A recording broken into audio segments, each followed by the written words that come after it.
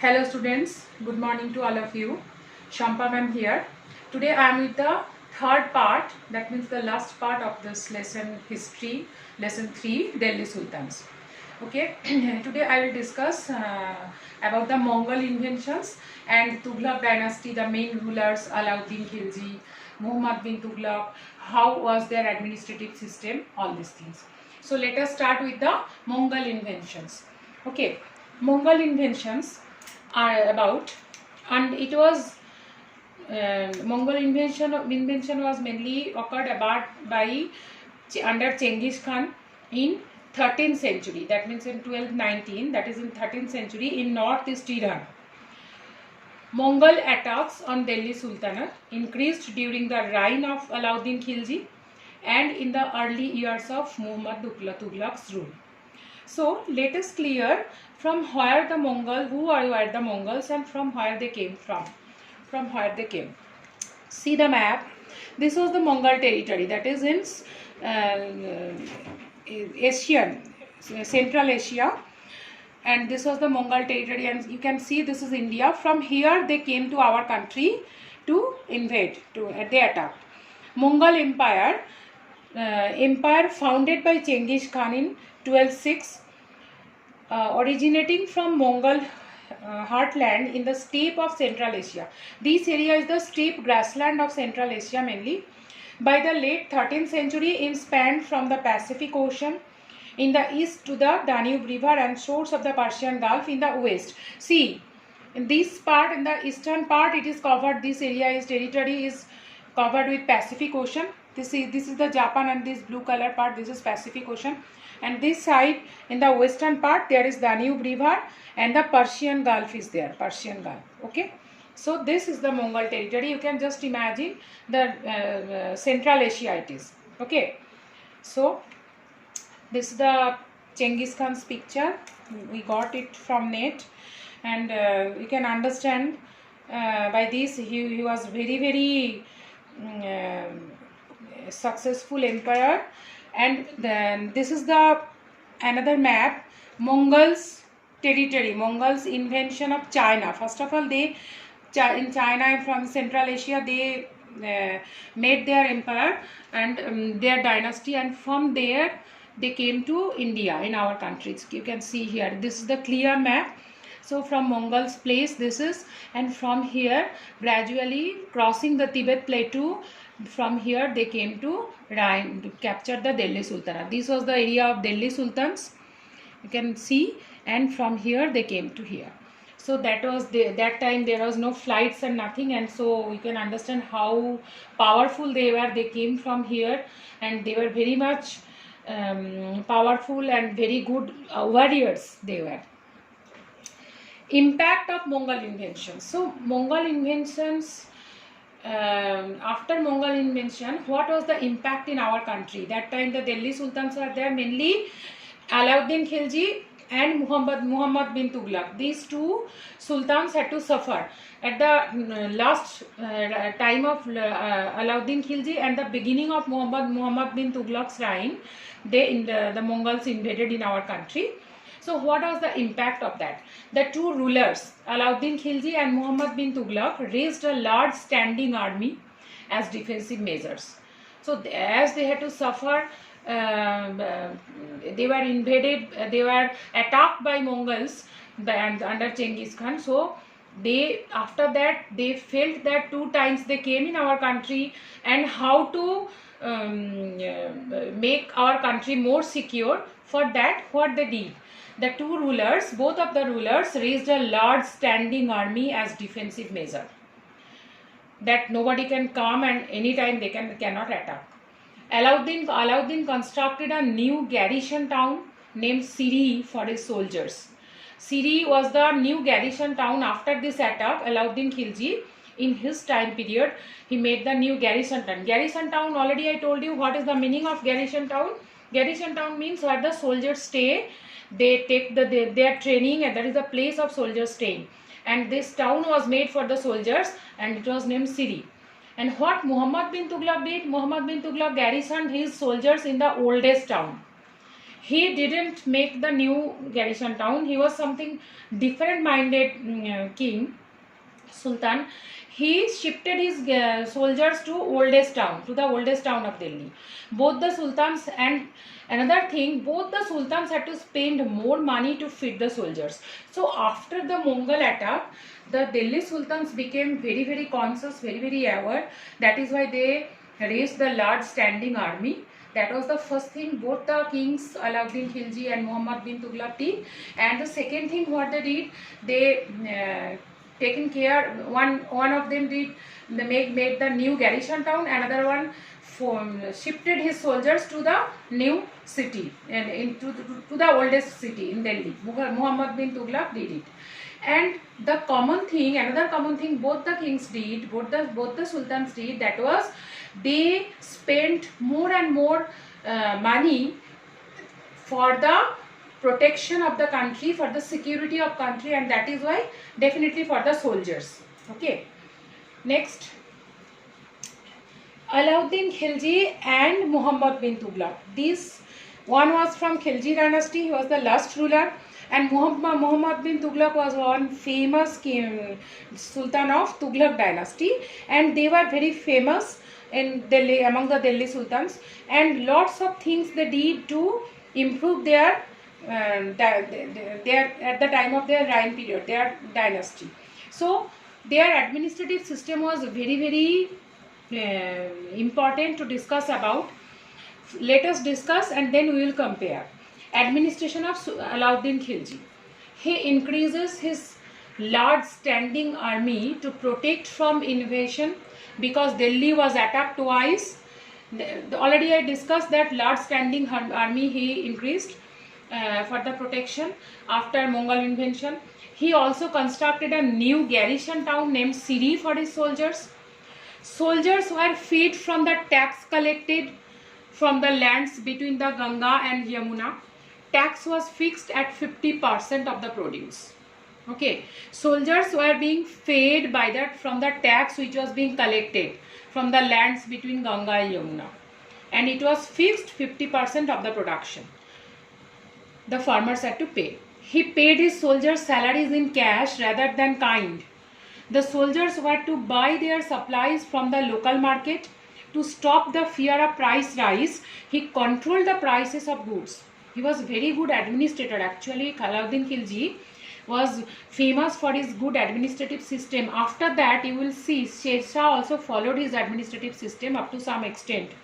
He controlled the tax price also in the market. Prices were carefully monitored by officers, and if merchants did not sell at the prescribed rates, they were punished. Very good it was.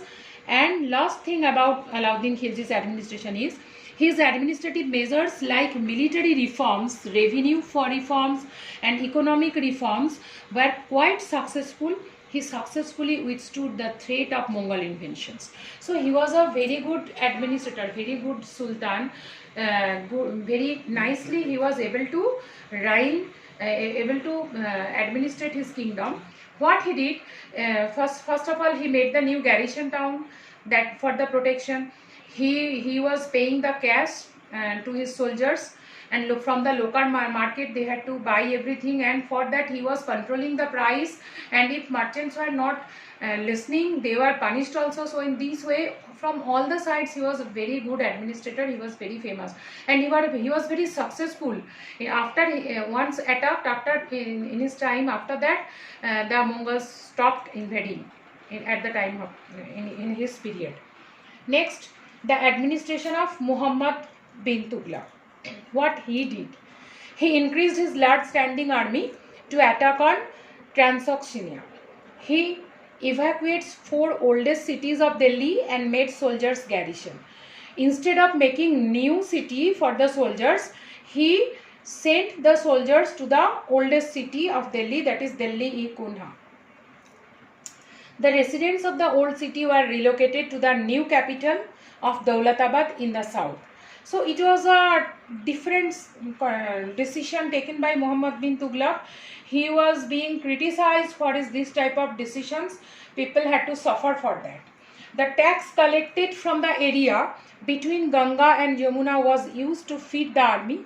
In this point, this was similar to Alauddin Khilji. But to meet the need of the large number of soldiers, the Sultan levied additional taxes, including those areas which were suffering from famine.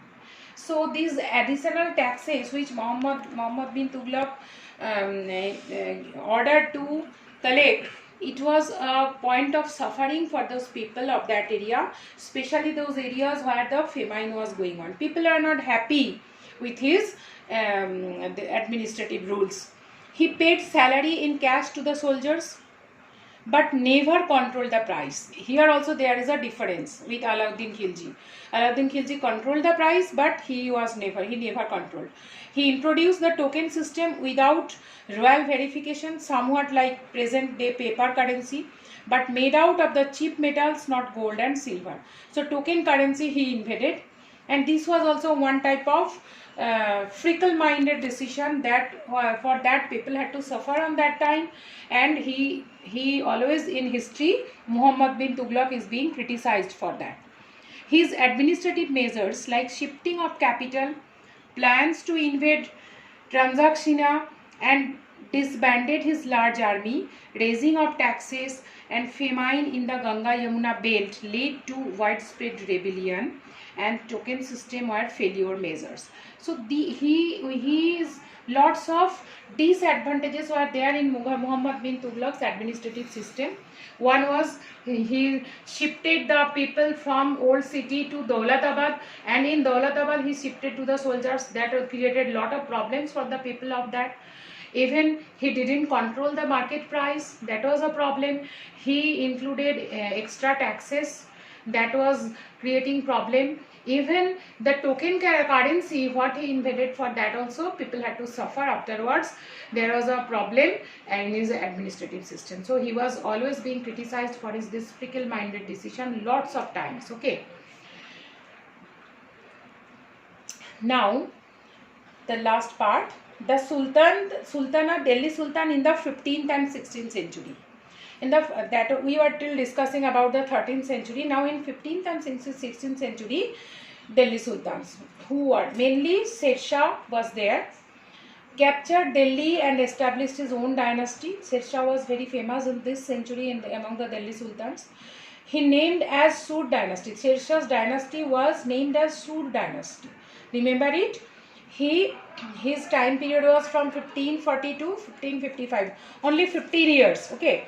Borrowed elements from Alauddin and made them more efficient. He was very influenced. Sher Shah was very influenced by Alauddin Khilji's administrative rules, and he borrowed that and more efficiently he implemented all these rules and regulations. And Sher Shah was also very successful administrator of his time period. His administration became the model followed by great Emperor Akbar. You know, Akbar also followed his administrative system afterward, and you know, Sher Shah made lots of things for his people of his kingdom. That you know, Grand Trunk Road, that has also been made by Sher Shah. He was very successful ruler. Now students, assignments are there for you. What was the impact of Mughal invention on Delhi Sultan? I discussed already. Mongol invention on Delhi Sultan. Impact was that. What was the impact? I discussed already. Let me discuss it again. Both the rulers, they made the large standing army. Then one of them, Alauddin, made the new garrison town. Muhammad bin Tughlaq garrisoned the soldiers in the oldest town, and both of them spent more money to feed the soldiers. Okay. So next, why Alauddin Khilji's administration measures were considered quite successful comparing to Muhammad bin Tughlaq? Just now I discussed. So because of some good decisions Alauddin Khilji taken, that has not been taken by Muhammad bin Tughlaq. For example, he made the new garrison town. That was the first thing. And the second thing, he controlled the market price, and he took all around. He made this order that if the market price will be not followed, the merchants will be punished. So for all these things, he was very much successful in his administrative system comparing to Muhammad bin Tughlaq. In those times, in whose reign did the Sultanate reach its furthest extent. Though Muhammad bin Tughlaq was very fickle-minded, but in his time period, his reign period, the Delhi Sultanate reached its furthest extent, and it became too much rich that Mongols again came to invade the country, in our country. From which country did Ibn Battuta travel to India? Ibn Battuta traveled to India from Morocco. You know who was Ibn Battuta? He belonged to Morocco. He was actually a traveler, best known traveler and explorer, whose account documents his travels and excursion over a period of almost 30 years. Okay, he owned employment as a judge under Muhammad Tughlaq. Under Muhammad bin Tughlaq, he was employed as a judge. Okay, so thank you, students. Complete the assignment, means you learn it and go through the all the topics whatever in 3 days I discussed, and next day I will come with the assignments. I'll send the assignments with the answers. Thank you.